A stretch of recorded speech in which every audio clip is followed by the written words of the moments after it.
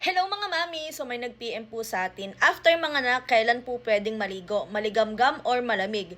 Pwede na ba maligo araw-araw after nun? Yes po, mahalaga po ang maligo. CS ka man or normal delivery. So kailan nga daw ba dapat maligo after manganak? So hanggat maaari, pag kaya nyo na pong tumayo at may lakas na po kayo para maligo, 24 hours to 48 hours after nyo manganak ay pwede na kayong maligo. Bakit nga ba dapat maligo after manganak? Syempre, para maiwasan po ang infection at maging mas maginhawa at masarap yung ating pakiramdam. Babawasan yung amoy ng discharge natin, yung dugo natin, lalong-lalo na kung bagong panganak. Pag bagong ligo ka, mas maganda yung pakiramdam mo, so mas makaka-focus ka sa pag-aalaga sa baby mo. Sa bagong panganak po, anong ba dapat ang ipaligo? Maligamgam o malamig na tubig? Syempre, hanggat maaari, maligamgam po. So kung may mga sugat po kayo at tahi at naliligo po kayo, wag nyo po munang pwersahin kuskusin yung parteng may sugat. So ikaw mami, kung bagong panganak ka at hindi ka pa naliligo at nakita mo ang video na to, maligo ka na, sinasabi ko sa'yo. For more mommy tips, follow for more!